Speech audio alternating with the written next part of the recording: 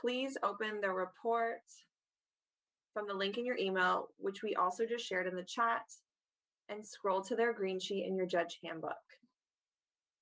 Judges, you will now have 3 minutes to review the report. Judges, please turn your attention to the screen as we play the video. Over 30% of crops harvested are wasted in Canada every year.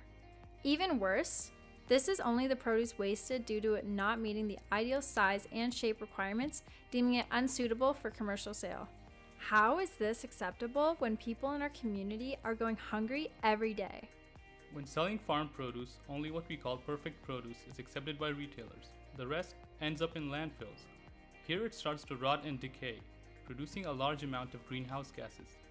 It is unacceptable that this imperfect produce is rendered useless, even though it is perfect for consumption. Technological advancements in the agricultural sector allow farmers to produce more than ever in shorter amounts of time. Even then, there is a huge amount of food left unpurchased and wasted. The buying nature of humans is exploited by supermarkets to condition them to buy only the perfect-looking fruits and vegetables. The issue with this is that at the end of its cycle, an enormous amount of leftover produce is discarded by these supermarkets. To solve this, they simply stopped buying ugly produce. It is replowed into the land and thrown into landfills. Not only is this a huge loss of income for farmers, but the replowing creates methane, a greenhouse gas 3 times more powerful than CO2. Ultimately, each pound of produce wasted turns out to be 1.5 pounds of CO2 emitted and 148 liters of water wasted. So what makes a vegetable perfect? Is its size, color, and shape? Why do corporations insist that produce has to have a uniform look? We asked ourselves these questions and received no answer, so we found the answer ourselves. In 2016, we launched our project, Square Roots, which has been committed to reducing its carbon footprint from the very beginning. Square Roots takes imperfect produce from farmers and sells it at a reduced price point to ensure accessibility for all of our communities. This year, our team operated 7 locations across Nova Scotia, 3 in Ontario, and 1 in Ireland. Despite global challenges, we have 2 new locations coming to Nova Scotia and 1 in the process of launching in Zimbabwe. Our approach allows each of our community managers the freedom to make decisions and enables us to create a unique waste reducing system in each community we operate in. Our model is simple. We source local imperfect produce and sort it into 10-pound bundles. Our bundles contain all of the staple fruits and veggies, such as potatoes, carrots, onions, apples, and others depending on availability. This year, we increased our output by 100%. With the onset of the pandemic, we acted fast as a liaison between those in the community who wanted to help out and the excess food that had been left behind. By working with community partners, we were able to raise over $40,000 and divert more than 174,000 pounds of produce this year. There's still a lot happening, and I'm glad that we were there to help those that needed it during this difficult time. Hard to believe we have had COVID for almost a year. If we weren't doing this, there would be a lot of people doing without or surviving on not as healthy as food. And the produce is equally as nutritious as anything you would find, well, better than what you find in the supermarkets often, but it may not be as pretty, but it's still wonderful produce. And just trying to convince everyone that they should be shopping with us is one of my big factors. And I've worked at that, is what it comes down to, by creating some of the partnerships that I have. Knowing how big of an impact vegetables can make, we are taking it one step further. This year, we have fully developed an application to post excess meals from restaurants in real time to allow consumers to eat at a reduced price while reducing waste. We're also in the process of creating waste-free lotion bars. Alongside a local entrepreneur, we're using avocado scraps while avoiding water waste with our sustainable packaging. Over 30 people have attended our virtual events to increase awareness surrounding fast fashion. We are putting power in the consumer's hands to make a difference by providing information on the resource strain of the textile industry. Enactus St. Mary's is creating new ways to reduce waste as we encourage others to do the same. From Halifax, Nova Scotia to Gweru, Zimbabwe, Not only are we changing the way people view waste, we are enabling them to create their own solutions.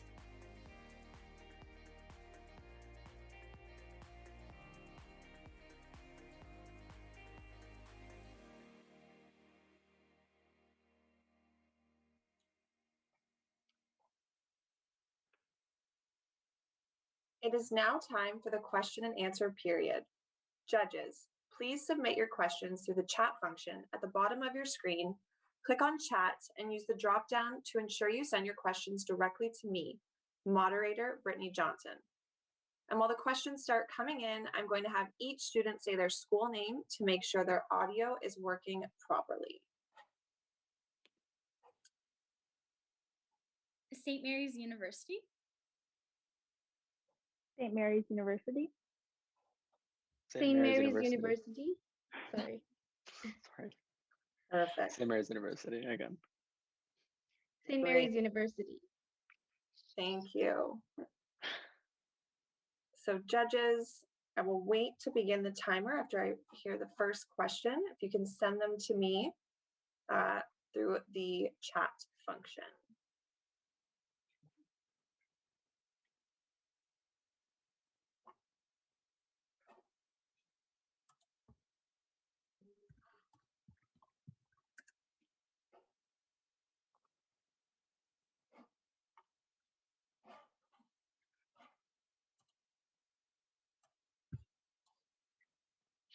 How did you have to change your business outlook as a result of the pandemic? Absolutely. So with the onset of the pandemic, we adapted to the circumstances and the new demands for people needing affordable food and produce specifically. So we changed our model into our donation model, and that way we were able to give away free bundles of produce to people in need with no questions asked. If somebody came to us and they needed free food, then we gave it to them. Because of our funders and our partners, we were able to make this all happen. Great. And a follow-up from Michelle at Scotiabank. How do you expect this to impact revenue next year? So a lot of the program was supported through funding and previously generated revenue, because all of the money that we make goes back into our business.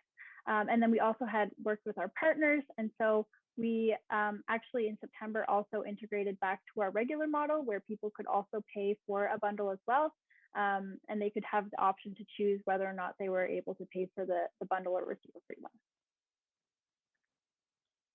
Michelle from Scotiabank asks, how do you find customers? We find customers through all walks of life. So we've been very fortunate to be promoted through our school. Around the beginning of the pandemic, we launched a program with our alumni at St. Mary's University to spread the word. We also have our 7 locations that we're also talking to. We also partnered with TELUS, where they gave us $20,000, and they've been promoting us as well. And so a lot of people hear about us through that, but we're also always reaching out to new food banks and letting people know our service exists. Also, to add to that, each location, they have their own community, and it's like more of a word of mouth. And that's how they get their own customers as well. Karen from Scotiabank asks, can you tell us how you enhanced your operations with better technology during the pandemic to broker the relationship between community provider to those in need? Amazing. So we have put a lot of different things in place, depending, but things are always shifting. So I'll try to give you a couple of fun examples. But with the pandemic, what happened was we decided we wanted to make a unique way to kind of filter in the request for the free bundles. So we've created a system where you fill out a very small form. It basically says, are you in need of a bundle? Can you get fresh food on your own? And if you answer that and give us your email, then we send you a code and you can easily run through our website. But we also have a system where if somebody comes to us and asks for a bundle, we tell our community managers that nobody should be turned away. We've also implemented a new invoicing system where community managers— Your time has expired. Judges, please join me in congratulating St. Mary's University. Judges, we have a couple minutes as we bring in the next team, so please use this time to complete your green sheet and we'll get started momentarily.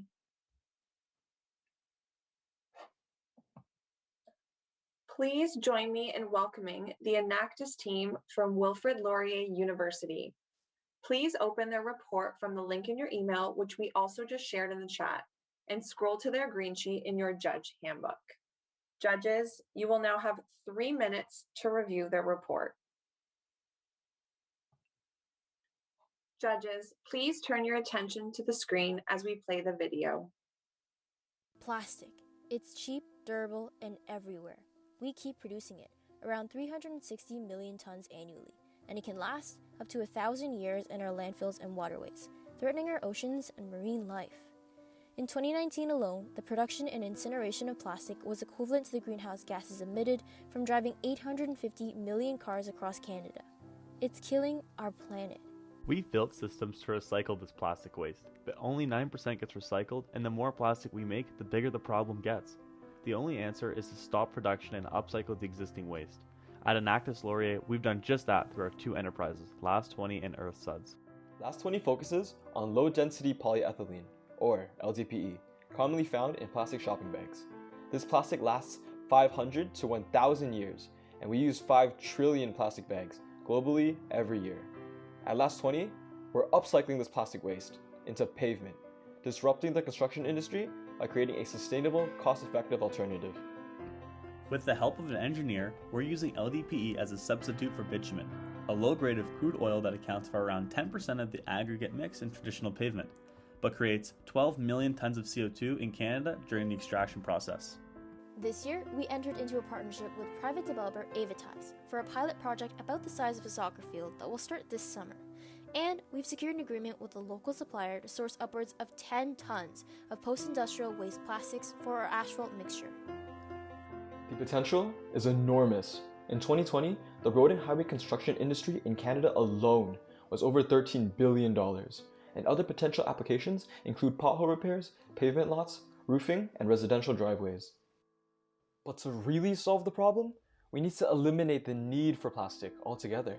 Every year, over 23.7 billion shampoo, conditioner, and body wash bottles are used in North America and Europe alone. And only 1 in 5 people recycle their bathroom toiletries, but the majority still cannot be recycled. This is the dirty side of soap. Our solution is single-use dissolvable tablets of shampoo, conditioner, and body wash. They're packaged in recyclable boxes and reusable shower cases, 100% plastic-free. When you crush, add water, and lather, these tablets work just like conventional liquid soap. This year, Earth Suds was named the #1 solution for the ocean's plastic crisis in the Enactus Global One Race for Oceans Challenge, and we generated over $66,000 in revenue.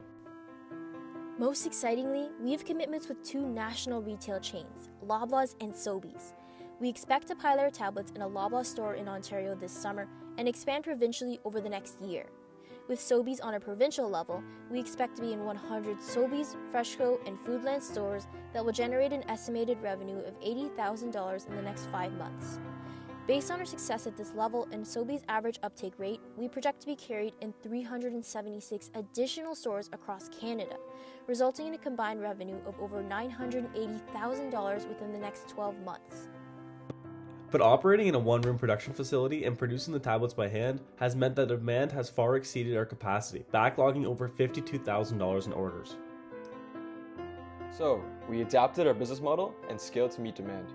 We secured a manufacturer that has increased our capacity from 80,000 to 4 million tablets annually. We revamped our brand with a new logo and packaging and developed a curly hair product, all while maintaining our commitment to employ adults with developmental disabilities. With this year's sales and our first production run of 150,000 tablets, we're eliminating the need for almost 25,000 plastic bottles, saving 84,000 liters of water and 819 liters of oil, preventing 2,000 pounds of carbon dioxide from entering our atmosphere. And in the next 12 months, we're projecting to hit over 1 million in sales, growing our impact even further. And it doesn't stop there. We've re-engineered another solution for the bathroom. 20 billion plastic toothpaste tubes are produced and dumped into landfills every year, increasing our carbon footprint by 3.5 billion tons of CO2 globally. Our innovative solution is Smile Tabs. It's single-use plastic-free toothpaste in biodegradable capsules you simply squeeze onto your toothbrush. Our solution has a similar user experience to regular toothpaste, unlike any other zero-waste alternative on the market, helping us eliminate another source of everyday plastic. To engineer a better future and turn back the climate clock, we need to rethink our relationship with plastic. Current systems for recycling are just not enough, and more plastic is produced every day.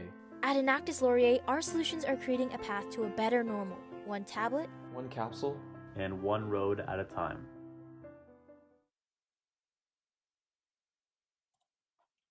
It is now time for the question and answer period. Judges, please submit your questions through the chat function at the bottom of your screen.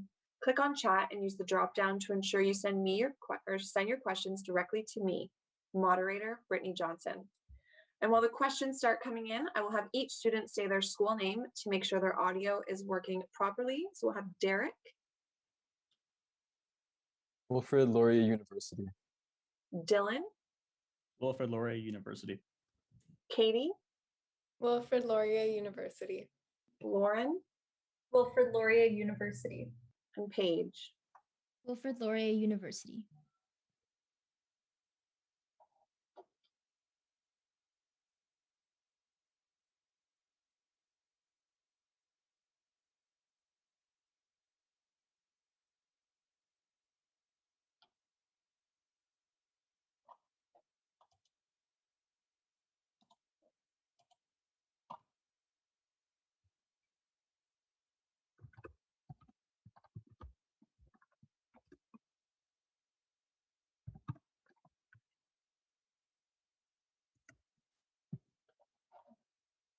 Sonia from Scotiabank asks, can you advise more on your strategy to employ persons with disabilities? I can take this question. So previously in the last year, we have employed 8 individuals in part-time positions with developmental disabilities. We've worked in partnership with provincial DSO, so in Developmental Services Ontario, to develop these roles around these individuals. In the coming years, we transition into our manufacturer. We're also working alongside some external parties that are going to help us develop new full-time roles, and that's 5 new positions in the next year to help us work alongside data entry in our supply chain in the contract manufacturer. And a follow-up question from Sonia, where do you find your talent and how has the pandemic impacted this? This would be a great question for EM Katie, who I have on the line here. Within Enactus, we have many enterprises here at Laurier, and one of them is Work Readiness, who in the past, it is called Mighty Hawks, and they have helped us find members for our Work Readiness team. We've also worked with various local organizations that help those with developmental disabilities find work. So we've partnered with them and it bridges that gap for us. Dan from Scotiabank asks, have you attempted to partner with consumer products companies to help drive wider adoption of your solutions? Yeah, I can take this one. Yeah, so we've strayed away from that space and we wanted to implement the product ourselves and ensure that Ursuds was a household name in the market. And what we've done to do that is we've expanded our international and national reach, and we've spent all last year to incorporate this. We've actually currently signed a pilot project with Loblaws that will lead us directly into 90 stores across Canada. And we're also in conversations with Sobeys to expand a provincial contract with potential to enter 230 stores across Ontario, and at a national level of 3,450 stores combined. And we, using our new logistics partner, we were able to go into 16 countries with our new e-commerce channel. And by doing so, we can establish Ursuds as a household name and ensure that consumers know about us compared to our competitors. Niall from Scotiabank asks, for this to scale, you will need at some point need to compete against big toiletry companies. If so, what's your strategy?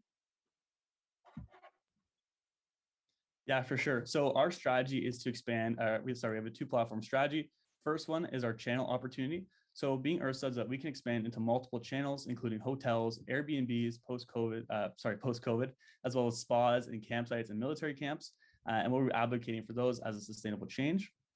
Furthermore, in terms of our product line extension, we want to expand our offering to other single-use areas, including laundry detergent, mouthwash, and have already started our curly hair shampoo, as well as toothpaste capsules with Smile Tabs.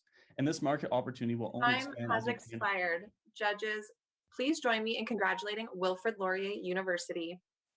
Judges, we have a couple minutes as we bring the next team in. Please use this time to complete your green sheet and we'll get started momentarily. Please join me in welcoming the Enactus team from Durham College. Please open their report from the link in your email, which we also just shared in the chat, and scroll to their green sheet in your judge handbook. Judges, you will now have 3 minutes to review the report.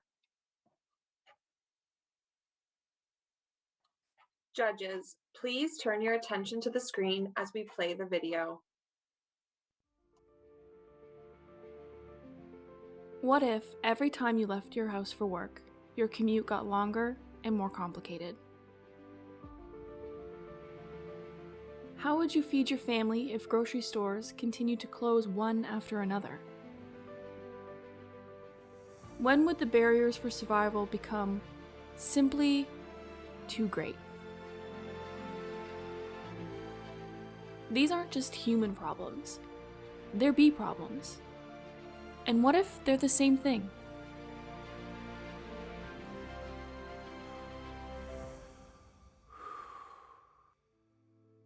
Bees and other pollinators are critical to the health of our ecosystems and our global food production.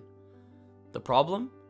Drastic population decline from a combination of habitat loss, disease, climate change, and exposure to pesticides. Bee species, like the rusty patch bumblebee that we all remember seeing as children, has had a population decline of 87% and hasn't been seen in Ontario since 2009. This is just one small example of a much larger trend of pollinator population decline. Currently, 850 million people suffer from a lack of food globally. That staggeringly high number will only surge when the world population hits 9 billion by 2050. Losing one of the world's key forms of pollination is simply not an option. So how do we help?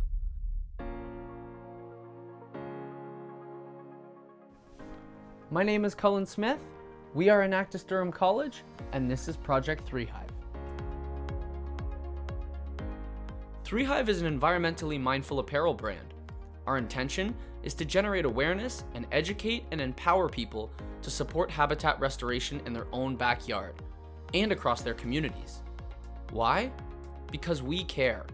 Each of these strategic pillars has unique engagement opportunities that together create a lasting positive impact for both humans and bees. Here's how we do it. 1. Our line of fashionable streetwear acts as a conversation starter. This allows people to become bee advocates, spreading awareness and igniting curiosity. This year, 3Hive doubled our sales through our e-commerce platform, serving over 250 customers across Canada. But that's not all. This year, one goal was to reduce our project's environmental footprint. We localized production, and we switched our printing methods, reducing overall waste while supporting local business. 2. The conversation goes social. Our social platforms serve as an educational hub around all things bees, from their importance in the ecosystem and the economy, to the increasing threats they face, and what that means for future generations. 3. Change is more than talk. 3Hive introduces customers to actionable habitat restoration strategies. Every 3Hive product comes with a seed paper tag. This eco paper is made from post-consumer materials and contains a native wildflower seed blend. Each tag empowers our customers to grow their own impact. Each tag can grow as many as 50 wildflowers, which become part of a collective effort.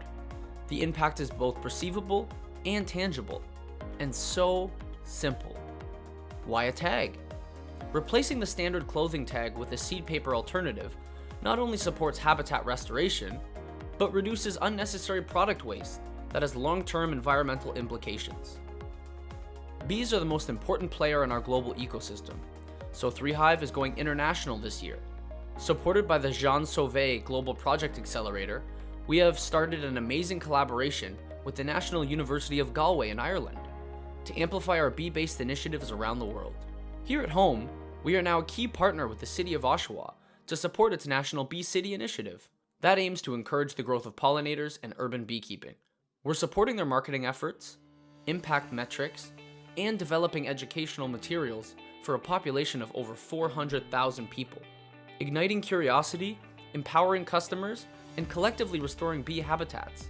This year, 3Hive has doubled sales revenue with our e-commerce platform and collectively added more than 12,000 wildflowers to the community, educated over 30,000 people with our social hubs, and developed 2 ongoing partnerships, locally and internationally. 3Hive is an environmentally mindful solution because bee problems are human problems. Why? Because we care. We are Enactus Durham College, and this is Project 3Hive. It is now time for the question and answer period. Judges, please submit your questions through the chat function at the bottom of your screen. Click on chat and use the drop-down to ensure you send your questions directly to me, moderator Brittany Johnson. And while the questions start coming in, I will have our students say their school name to make sure that their audio is working properly. Durham College. Thank you.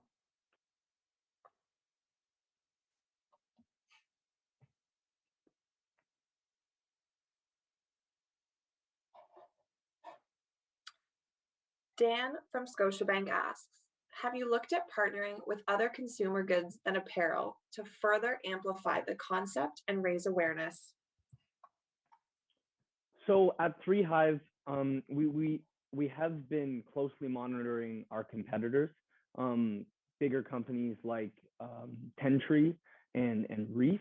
We haven't actually thought about partnering with them specifically to raise awareness, but in terms of partnerships, we have been thinking along the lines of more apiaries and other organizations that work directly with the bee problem.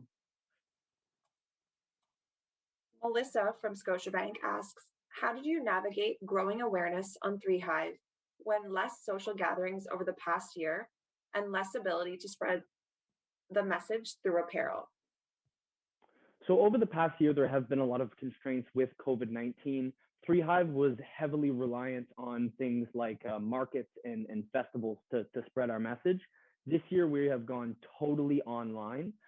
We are raising awareness via our social media platforms. We're constantly posting infographics and educational posts on there. We ran a workshop with a university in Ireland to spread awareness that way. So purely e-commerce and social media have been the biggest players in spreading our message during this global pandemic. Niall from Scotiabank asks, do you have metrics on what fraction of tags have successfully germinated flowers? So at this moment, the only metrics that we have, we know how important it is to track those metrics to be able to scale our impact properly. We're encouraging people to post photos online, and we can also track how many seeds have been distributed. But we're currently working with a student from University of Toronto in the computer science department to help us find a way of actually tracking the tags. That'll probably happen via a QR code, which will translate into a heat map on our website. It'll be put right into the infrastructure of our website. So not only we can track our impact, but our consumers will be able to see where tags have been planted. But currently that process is still in the works. Michelle from Scotiabank asks, what is the significance of expanding to Ireland? Was that location chosen strategically? So because of the accelerator that we won, the Jean Sauvé, one of the things that we had to do was reach another Enactus school, and the University of Galway has an Enactus team that already has a bee-based project. So we thought that worked really well. The project was they turned old recycled skids into bee boxes, and one of the things that they wanted was that specific project wanted to learn more about how to enter the schooling market and do workshops. And 3Hive has done workshops at schools before. Your time has expired. Judges, please join me in congratulating Durham College. Judges, we have a couple minutes as we bring the next team in. Please use this time to complete your green sheet and we'll get started momentarily. Please join me in welcoming the Enactus team from the University of British Columbia, Vancouver. Please open the report from the link in your email, which we also just shared in the chat, and scroll to their green sheet in your judge handbook. Judges, you will now have 3 minutes to review the report. Judges, please turn your attention to the screen as we play the video. Leftover dinner might not sound appealing to you, but it could nourish many who go to bed starving. Dumping food in the green bin every day might be small to us, but how much food do we actually waste? The food waste problem is severely underestimated. In fact, World Vision states that over 690 million people across the world go to bed on an empty stomach every night. We never would have imagined our peers going to bed hungry. If food waste was a country, it would be the third largest emitter worldwide. If all the food currently getting thrown in the landfill every year was instead diverted into meals for those in need, we'd be able to feed as many as 1.8 billion people. Globally, we actually waste 1.3 billion tons of food a year. That's about 1/3 of all the food we grow. According to CBC, more than half of all food produced in Canada is wasted. I wouldn't have guessed that the bruised apple I didn't buy in the grocery store would be thrown away. We can no longer be a bystander to this problem. It's time we take action to solve the issue of food waste. We owe it to our classmates sitting beside us in the classroom with an empty stomach, our deteriorating planet, and to the future generation who depend on us to hand over a sustained world. This is CEDAR. CEDAR aims to create environmental and social impact by constructing a network of food initiatives to address the issue of food waste. By providing resources, featuring stories, and developing startups, CEDAR empowers organizations in the environmental sector and inspires students to create change in their communities. We are proud to share the 3 projects that stem directly from CEDAR: Community Eats, Scrapless, and our Resource Hub.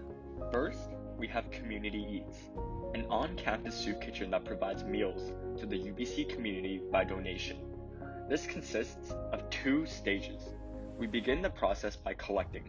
We collect edible food from on-campus establishments that would otherwise be thrown out, such as day-old baked goods, frozen foods that weren't used, and vegetables that were overpurchased that week. Next, we repurpose the food. The food we collected will then be made into healthy meals such as soups, salads, and bread at Sprouts Kitchen, our closest partner on campus. The meals are then served to our community on a pay-what-you-can basis. This way, we are able to tackle both food waste and food insecurity at the same time. However, as the pandemic has put a pause on repurposing food from Community Eats, we've continued our commitment to reducing food waste by partnering with Scrapless. Scrapless connects people on a budget with businesses who have extra food so that users can save money and purchase the excess that would otherwise be thrown out. Not only does this reduce waste, but it makes access to food more efficient and scalable. Over the course of the past year, CEDAR has played a crucial role in helping Scrapless flourish from just a concept to an app in its beta stage. With our support and guidance, we helped Scrapless triple their team size, enabling them to develop their business. Our associates utilize their entrepreneurial skills to help with all aspects of the business, including marketing, content creation, research, and mass outreach. Our impact doesn't stop here. With the ongoing pandemic, many businesses and students transition to the online landscape. Understanding this, we recently launched the CEDAR Resource Hub, a website dedicated to equipping individuals, retailers, and organizations with resources required to work towards a food sustainable future. Topics include rescuing and repurposing perishables, organizations that accept food donations, and companies who invest in solving food waste. This year, we expanded CEDAR from 1 project to 3, impacting 250 people, supporting 7 businesses, across 8 communities, diverting 52 kilograms of food waste. And that is just one branch of the tree. That one branch led to a significant amount of impact through the collaborative efforts of CEDAR and Enactus UBC. In a matter of a few months, We shifted our entire business model into one that has already proven to be tremendously impactful. Despite the global pandemic, we haven't slowed down. In fact, we've pivoted and added more variety to our offerings.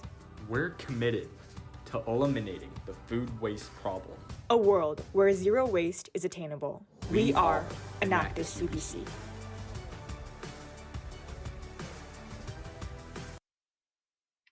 It is now time for the question and answer period.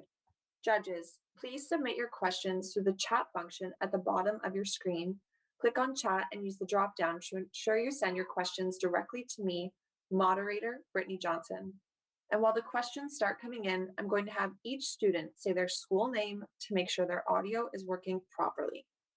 Terry? University of British Columbia. And Cassidy? University of British Columbia. Dan from Scotiabank asks, have you looked to have the 3 initiatives you have outlined to work together? There could be synergies between the efforts that could amplify and help grow the impact. Yes, that's a great question. We have been considering merging the 3 projects and ensuring that all 3 projects are able to move forward and contribute to our community to become more eco-friendly and sustainable.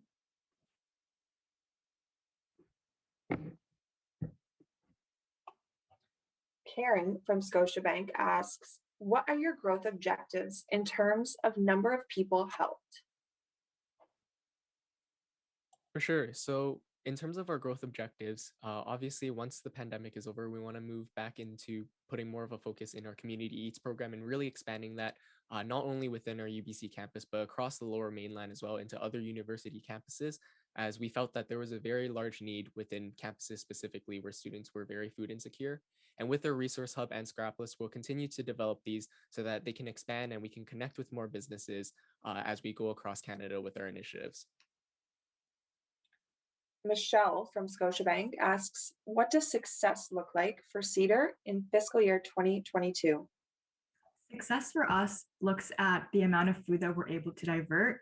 So we actually operated for a year before the pandemic hit. So we were able to divert 52 kilograms of food waste, but we also look at intangible impact, like businesses and individuals that we're able to educate on how to become more environmentally sustainable, as well as the clicks that we have on our resource hub and opportunities that we were able to provide. Karen from Scotiabank asks, when will the Scrapless app be launching? So right now, the Scrapless app is currently being slated for a launch around late 2022. However, we really want to ensure that the Scrapless platform is seamless with the way consumers can connect with these restaurants. Additionally, we're also actively working with them to integrate our Cedar Resource Hub into the Scrapless app so that when consumers do buy items from these food vendors, they also get information on environmentally friendly food waste practices as well. Dan from Scotiabank asks, could you please clarify if consumers pay for the food and what the business model is? For our Community Eats program, it's on a pay what you can basis, as we are trying to address food insecurity, and students on campus may not have the resources to afford food that are at high prices. And that's why we established the pay what you can basis for our Community Eats program on campus. Sonia from Scotiabank asks, do you have a target for dollar value of waste diverted in 2022?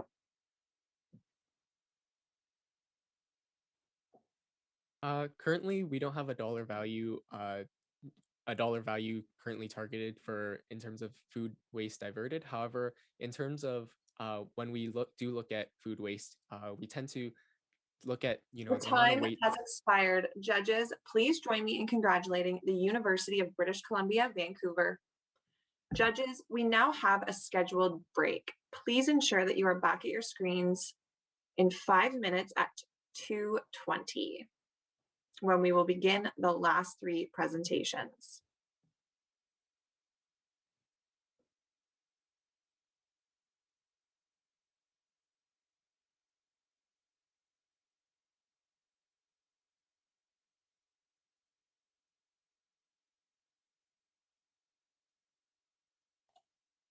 Please join me in welcoming the Enactus team from Nova Scotia Community College, Ivany.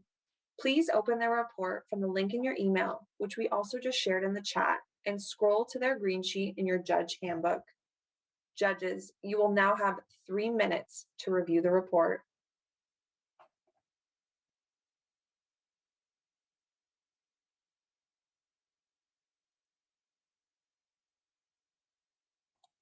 Judges, please turn your attention to the screen as we play the video. We've all heard the expression that there's plenty of fish in the sea, but a new report says those fish could soon be outnumbered by plastic garbage. The Ellen MacArthur Foundation released a report saying if the amount of plastic in the world's oceans continues to increase, there will be more pounds of plastic than there are pounds of fish in the ocean by 2050. You may have heard this news before about our alarming problem with single-use plastic, but have you ever stopped to think about your impact? 3 million tons of plastic waste are thrown away by Canadians every year, including 15 billion plastic bags. We were able to discover specific statistics in the US for plastic wrap too.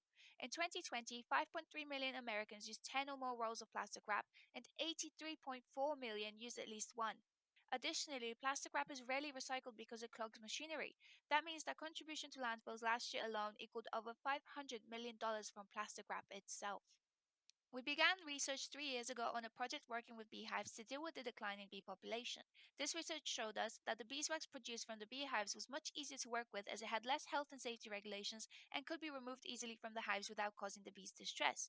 Once we discovered we would work with beeswax, we knew the ideal product solution to create and sell would be an eco-friendly wrap that preserves food and reduces plastic waste. Beeswax food wrap is flexible and will cling to surfaces. This product will help reduce the amount of plastic that Nova Scotians contribute to landfills each day. We had identified a project that tackled two environmental concerns: our declining bee population and single-use plastic. This is Project High Five. Project High Five's product is made by taking a piece of cloth that is then coated in melted beeswax. This beeswax wrap can be used as many times as you want. This wrap is washed gently in cold water, and when the quality of the beeswax starts to deteriorate, it is simple to apply more wax to extend the life of the wrap. It can be remelted in the oven whenever needed to kill bacteria and keep it fresh.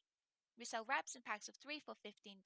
Now, a report from the World Economic Forum says that as much as 65% of children entering primary school today will work in roles that don't currently exist.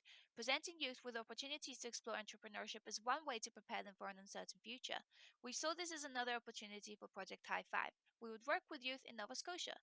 We designed the project with 5 main fundamentals: to build self-confidence and self-awareness in youth through entrepreneurial and environmental workshops, to empower youth through entrepreneurial action in hopes to provide them sustainable employment, to educate the youth on the impacts of single-use plastic, to teach youth the importance of bees to our food security by connecting them to local beekeepers for our beeswax supply, and to reduce the amount of waste in our landfills and CO2 released into our atmosphere.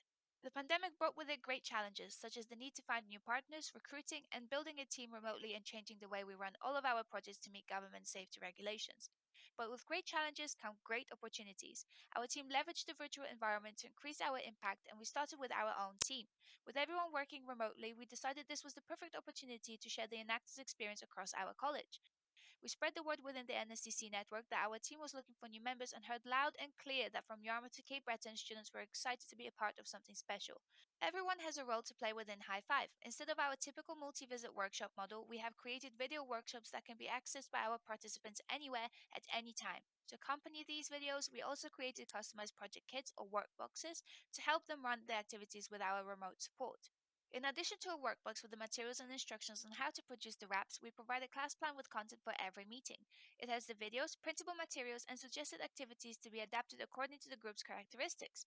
We send all this to the partner, and after a welcoming online meeting with the youth, they are able to make the wraps with our videos and materials while we act in a supporting role.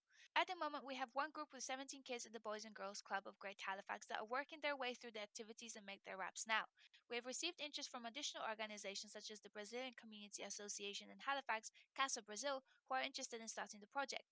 We are working with them now to modify their plan after the most recent COVID restrictions. We also have plans to roll out the program internationally in both Brazil and India later this year, as COVID restrictions remain incredibly strict in these areas. High Five is designed to empower the youth to run their own business and connects the youth to our members, which is crucial for skill building and entrepreneurial confidence. The youth will sell the wraps with our support through Friends of Boys and Girls Club and online through a new edition of our website. Though this year we are still waiting to build inventory and start selling, we have made many positive changes to this project to ensure we can still make a change on our community and the youth. We estimate the projected sales by the end of this year to be 182 wrap packs and $2,730 in projected revenue. This would be double the sales we made last year. With our projected sales, we will help nearly 200 families learn about their waste contribution to the environment and reduce their single-use plastic waste by 5,400 meters squared and $1,198. We believe that exposing youth to an entrepreneurial mindset will create a new generation of social entrepreneurs that will be empowered to create positive environmental change. And we are Enactus NSCC Ivany Campus. It is now time for the question and answer period. Judges, please submit your questions through the chat function at the bottom of your screen. Click on chat and use the drop-down to ensure you send your questions directly to me, moderator Brittany Johnson. And while the questions start coming in, I'm going to have each student say their school name to make sure their audio is working properly. Adriana? NSCC Ivany. Gabriella? NSCC Ivany. Dan from Scotiabank asks, how is the wrap produced and is the process scalable? So the wrap is produced by having the youth cut out square pieces of material and then grab a handful of beeswax, pour it onto the material and cover it with a baking sheet and use an iron to melt it into the material. And in terms of scalability, I believe that it is, especially with our new format, the work boxes. We supply all of the material that's necessary in kits so that the kids and the youth can produce all of the wraps that they need from those work boxes. And if they need more materials, we just send another one. And we can send it to any partner that we build a relationship with. So that's why we were talking about scaling it out internationally, because it would be much easier to send the materials that they need or that they need to them through the work boxes.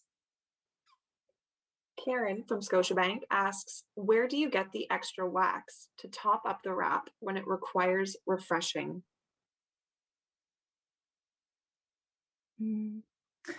Well, we had time to do some research on what would be the best supplier for this. We're now buying from a supplier in Amazon. We've been trying to reach local partners for this, and we are still working on having local partners. But on the internet, it's easy to find beeswax to buy. Michelle asks, what are your projected sales for this year? Originally, it was supposed to be $2,730 in revenue, I believe, with the 17 youth that we have from Girls and Boys Club. It's double the youth that we had last year. So that's why our calculations project double the revenue. And a follow-up question from Michelle. Can you share more details on your marketing plan to sell the wraps? Yes, we have now an active Instagram account where we share how the project is operating. And we also use the college internal communications and social media channels and our partners' social media channels. And also we are having a website that will be launched next term where we can sell the products and also share more about all the concept that's behind the beeswax wraps and environmentally and as a social enterprise. Sonia from Scotiabank asks, have you considered expanding this further across Canada? Yes. We had a student that was from India this year, and she joined the project all remotely as she was a project manager, and she was connecting to people there to. Our time has expired. Judges, please join me in congratulating Nova Scotia Community College Ivany. Judges, we have a couple minutes as we bring the next team in. Please use this time to complete your green sheet and we'll get started momentarily.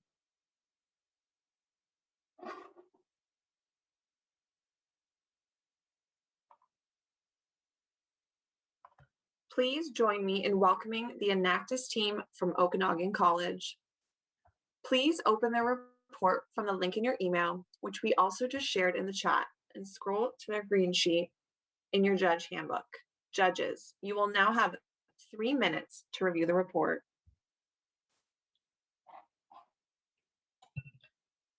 Judges, please turn your attention to the screen as we play the video. Growing up in a small community, I noticed there was a lot of fruit going to waste, yet there were many kids who weren't getting enough to eat. My friend Julie was one of them, but being a part of Enactus OC helped me recognize this challenge as an opportunity. Abby's friend was just one of many children left hungry. According to the Canadian Feed the Children charity, 1.2 million children in Canada struggle to get enough to eat every day. At the same time, there are 36 million tons of consumable food wasted, emitting over 57 million tons of CO2 into the atmosphere every year. Around 500 million apples in Canada every year go to waste. That's why 3 years ago, we created Fruit Snaps. Fruit Snaps works with local farmers to rescue these unwanted apples and turn them into healthy snacks to combat food insecurity. With the help of the Gleaners, a local nonprofit organization focused on addressing global hunger, we created an innovative process to dehydrate the apples and turn them into apple chips. In our pilot year, we tested our business model by distributing Fruit Snaps to over 300 children at local schools. But that was just the beginning. In our second year, we had so many orders for Fruit Snaps that we expanded our project into our campus in the city of Penticton. We also created a new innovative process to increase our production capacity by over 500%. This allowed our team to repurpose more than 18,500 pounds of apple waste, producing 35,000 servings of Fruit Snaps. These servings were supplied to 18 local schools and organizations, as well as international groups in both North Korea and Ukraine. Last spring, when all of our schools closed abruptly due to the COVID-19 pandemic, we were left with an excess capacity. So what did we do? We pivoted our strategy and expanded our project to supply local food banks and help those who needed it most. So when life gives us apples, we make apple juice. In response to the pandemic this fall, we took our existing program used to prevent food waste and significantly increased our production volume by meeting the growing demand of access to nutritious food. We took Fruit Snaps and made it even better, changed it into financially viable social enterprise. And we did this through the introduction of fresh pressed orchard apple juice. This innovation during the worst of COVID-19 represents the best of Enactus OC, and we capitalized on this opportunity to scale our impact and take it to the next level. Using sound business principles, we implemented all the processing, packaging, and marketing of this new product. And to date, we have produced 2,000 liters of juice from the apples that would have otherwise gone to waste. We implemented multi-channel sales using e-commerce and direct-to-retailer sales.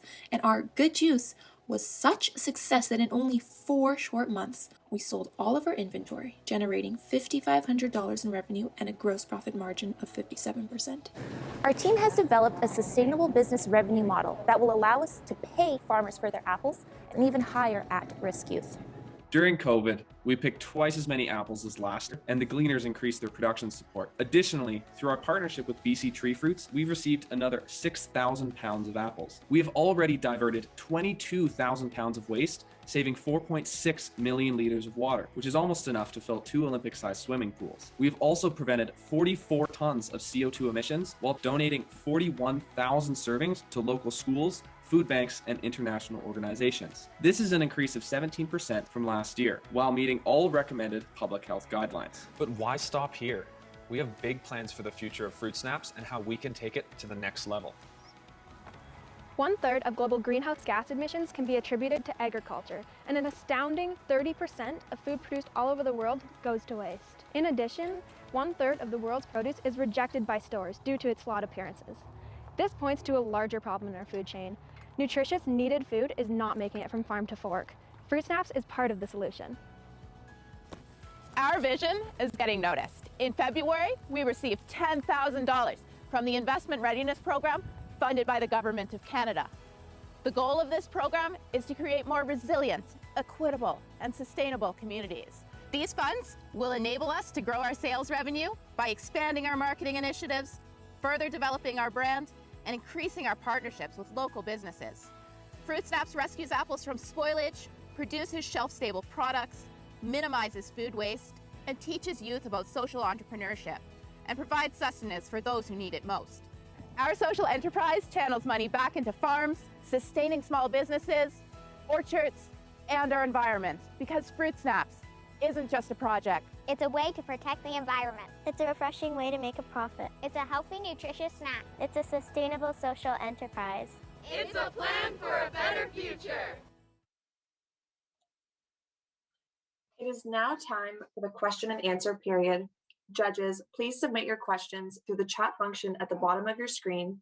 Click on chat and use the drop-down to ensure you send your questions directly to me, moderator Brittany Johnson. And while the questions start coming in, I'm going to have each student say their school name to make sure their audio is working properly. Okanagan College. McKenna? Okanagan College. Zachary? Okanagan College. Karsten? Okanagan College. Danielle? Okanagan College. Rachel? Okanagan College. Dan from Scotiabank asks, could your snack and juice production process be used for other types of fruits or vegetables? We have experimented with other types of fruits in the past, mainly pears and cherries. We tried bananas as well, but as bananas don't grow locally, it didn't really make sense. The trouble with cherries is the amount of time needed to actually produce the product isn't equitable to what we can get out of apples. The yield from apples is extremely high and allows us to impact more people and provide more access to the food insecure. We're currently working for the coming years to try and introduce pears the same way that we do apples, as they're pretty similar in the way that they're processed. But there isn't such a great supply of pears as there is with apples. Apples are the fruit that is most common in our region and one of the most wasted fruits as well. Dan from Scotiabank asks, is there an opportunity for you to create a hub within a large urban center to collect apple and other fruit vegetable waste from grocery stores? Well, we've been mainly working in the Okanagan region within our smaller cities compared to large metropolitan areas. We've been trying to figure out the most efficient way to receive the apples and get them into our production facilities. We've worked with communal orchards as well as come and pick your own apples to try and take any excess they have. And when we expand this project to metropolitan areas, instead of shipping in apples, that's absolutely something that we want to work with is local grocery stores and farmers markets and anywhere that has an excess of apples or fruit waste in general, that they can come and drop that off. And then that would be our supply for processing the apple. Michelle from Scotiabank asks, do you plan to sell your fruit snaps in the same way you sold your juice? Due to the nature of our partnership with the Gleaners, as they are a charity organization, anything that is produced in their facilities, including our fruit snaps, we're unable to sell as it's a conflict of interest. What we have been doing is selling the apple juice that we make in the orchard with separate apples.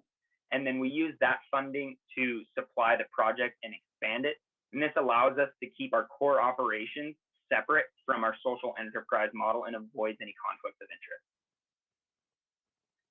Sonia from Scotiabank asks, great to see how you were able to pivot during the pandemic. Wondering if you still have found a way to get the apple snaps to those who may be more fruit insecure. COVID-19 presented some unprecedented challenges. So specifically, we were faced with issues when the schools closed abruptly on us. So to counter this, we actually supplied fruit snaps to local food banks. And not being able to see as many students in the schools as well and join our social entrepreneur. We hope to have them join our social entrepreneurship program. Your time has program. expired. Judges, please join me in congratulating Okanagan College. Judges, we have a couple minutes as we bring the next team in. Please use this time to complete your green sheet and we'll get started momentarily. Please join me in welcoming the Enactus team from the University of Ottawa. Please open their report from the link in your email, which we also just shared in the chat, and scroll to their green sheet in your judge handbook. Judges, you will now have 3 minutes to review the report.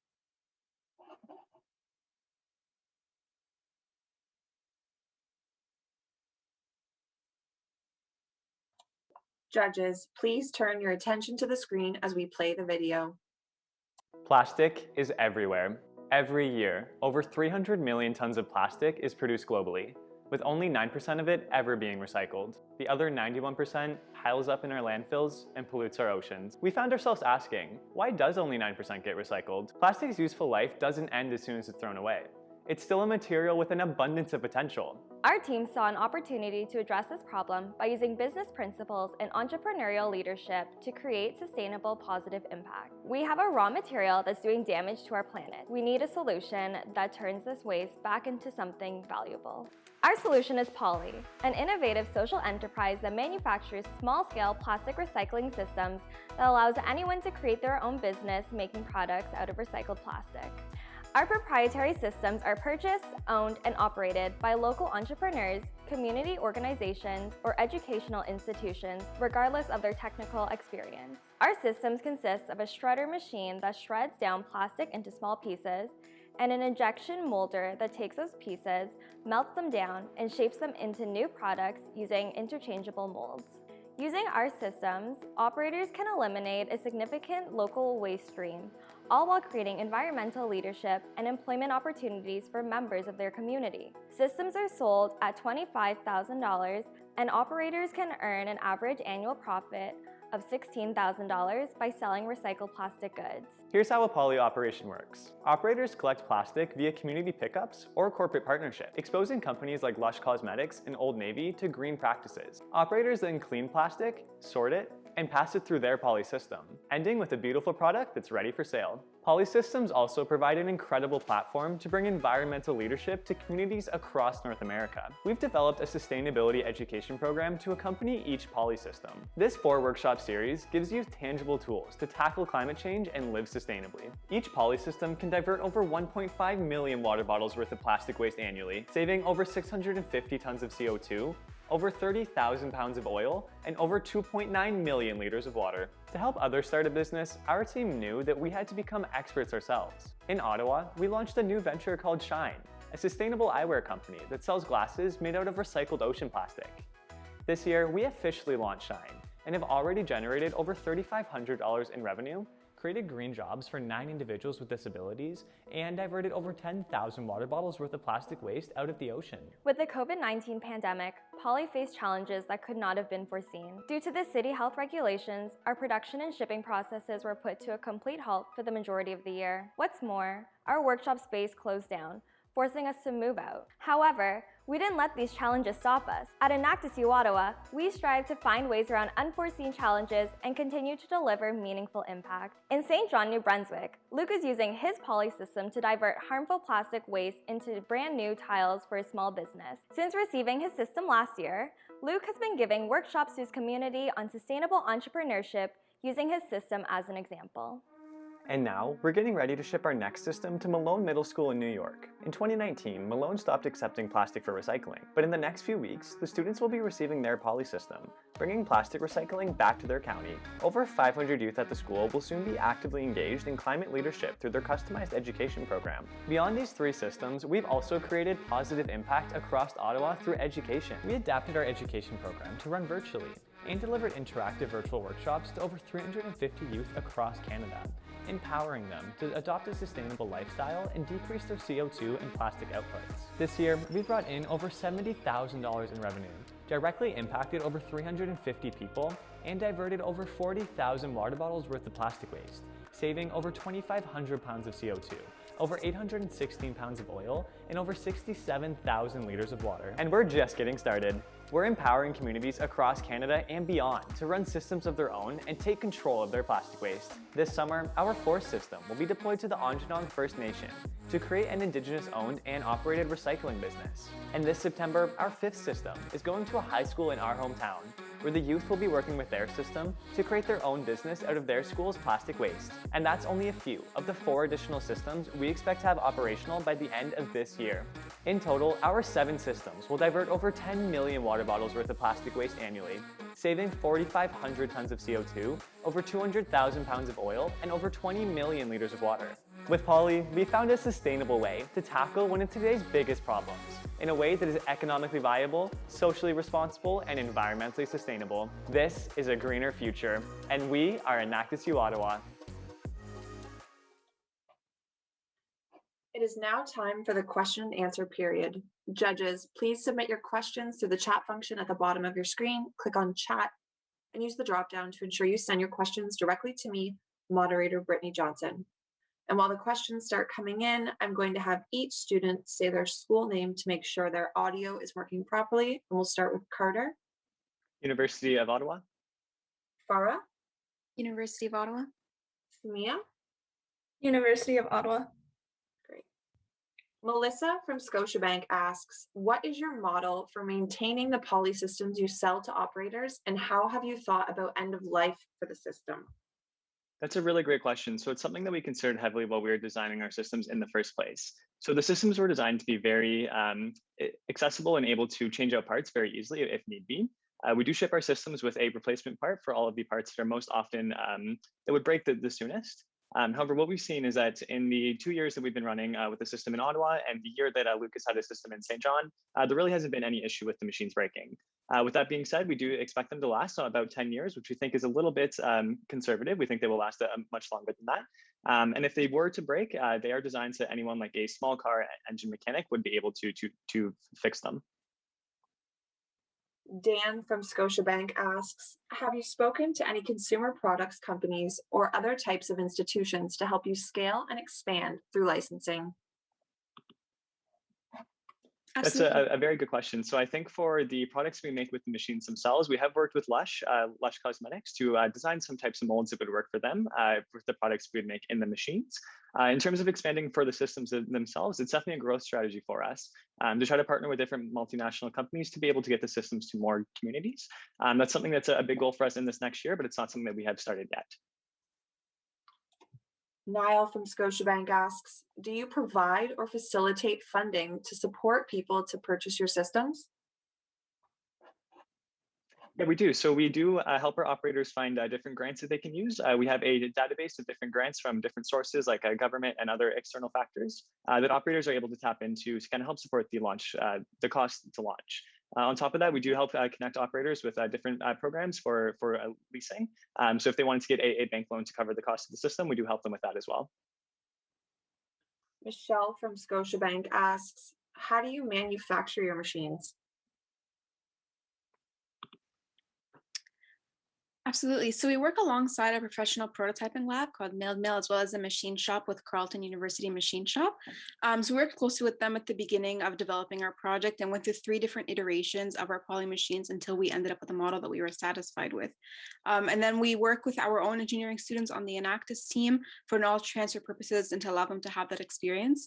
And to this day, we still work closely with these partnerships to ensure that the solution creates maximum impact and that we're able to make adjustments to our machines as needed.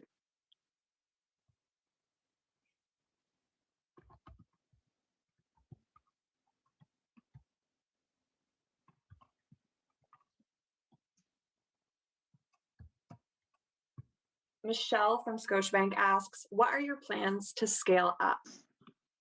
Definitely. So we designed Poly to be scalable from the very beginning. The nature of our project is to reach communities who want to tackle the plastic waste crisis, whether that is communities who do not currently have recycling infrastructures or in areas where there may be other barriers to recycling in a way that is affordable, customizable, Your time and easy has to use. expired. Judges, please join me in congratulating the University of Ottawa.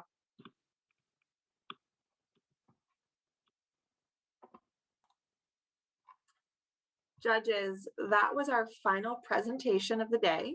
Please complete your final individual team evaluation form and scroll to the cumulative evaluation form where you will see your assessments have been transferred. Use these assessments as a guide to rank the teams from 1 to 6, with 1 being your first choice. There is a link in your yellow cumulative evaluation form that has also just been shared in the chat where you can submit your rankings. At the end of the day, the rankings are what we will use to determine the results of the competition. After you have finalized your rankings, please save and return your judge handbooks by replying to your judge instruction email and attaching the completed saved form. We do ask that you submit your rankings no later than 3:30 p.m. Eastern Time so we can finalize results for tomorrow's announcement. If you want some more time finalizing your comments to the teams in the handbook, that's no problem. Just please have them back to us by end of day today. If you have any questions, please unmute yourself and ask them or write them in the chat. And if you do not have any questions, please feel free to sign off the call. However, my team and I will stay here until every judge has left the call. And before we leave you to your evaluations and rankings, I just want to say once again, thank you so much for joining us today. We hope that you enjoyed your afternoon.